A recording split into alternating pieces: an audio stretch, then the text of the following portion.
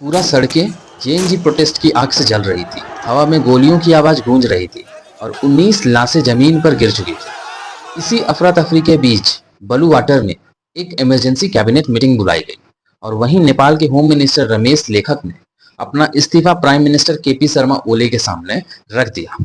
दोस्तों, ये सिर्फ एक रेजिग्नेशन नहीं बल्कि जेएनजी के गुस्से और नेपाल के पॉलिटिकल सिस्टम के हिलने की घंटी थी। आइए समझते हैं इस तूफान के पीछे एक असली कारण और इसका नेपाल के फ्यूचर पर क्या असर पड़ेगा। सबसे पहले ये जानते हैं कि ये जो जेएनजी प्रोटेस्ट है, ये जेएनजी है क्या। जेएनजी उन लोगों को बोला जाता है जो 1997 से 2012 के बीच पैदा हुए, मतलब आज के टाइम में उनकी एज लगभग 13 से 28 साल के बीच होगी। ये जनरेशन इंटरनेट, स्मार्टफोन और सोशल मीडिया के साथ ही बड़ी हुई है। इनके लिए सोशल मीडिया फ्रीडम एक बेसिक राइट जैसा है। आखिर मामला क्या था, ये प्रोटेस्ट शुरू क्यों हुआ, इसको समझते हैं। दोस्तों, नेपाल सरकार ने 4 सितंबर 2025 को 26 सोशल मीडिया ऐप्स बंद कर दिए। रीजन, क्योंकि ये प्लेटफॉर्म गवर्नमेंट के नए रजिस्ट्रेशन रूल फॉलो नहीं कर रहे थे।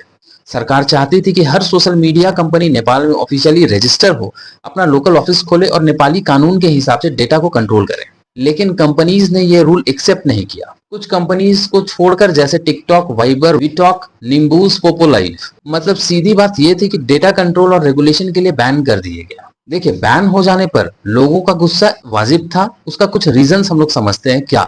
जैसे पहला, फ्रीडम ऑफ स्पीच पे अटैक था। ये डेली डिजिटल लाइफ डिसरप्ट हुई, प्रोटेस्ट और मोबिलाइजेशन टूल्स छीन लिया गया, सेंसरशिप का डर था, इकोनॉमिक इम्पैक्ट भी हुआ, जैसे इन्फ्लुएंसर, बिजनेस। फिर ग्लोबल इमेज डैमेज हुआ, गवर्नमेंट ने मिसट्रस्ट किया, पब्लिक कंसल्टेशन की कमी, इमरजेंसी लाइक फीलिंग, और ये जो जनरेशनल डिवाइड है, जैसे यूथ वर्सेस ओल्ड लीडर। तो ये सब कुछ रीजंस था जिसकी वजह से लोग गुस्सा में आए और ये प्रोटेस्ट हुआ।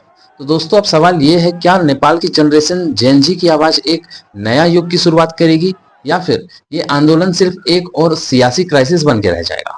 एक तरफ सरकार अपने कानून और कंट्रोल पर जिद्दी है और दूसरी तरफ युवा अपनी आजादी के लिए जान तक देने को तैयार है। नेपाल की सड़कें अभी शांत जरूर हो सकती है, लेकिन इस तूफान की गूंज अभी भी हवा में है। और अगले पेज नेपाल की राजनीति का जेएनजी लिखेंगे या पुराना सिस्टम यही रहेगा, ये वक्त ही बताएगा। दोस्तों, हमारे चैनल को आप लाइक करें, सब्सक्राइब करें, क्योंकि हमारा मकसद होता है कि हम शॉर्ट में जल्द से जल्द आपको समझा पाए, क्योंकि आपका समय कीमती है। फिर मिलते हैं दोस्तों, तब तक के लिए जय हिंद, जय भारत।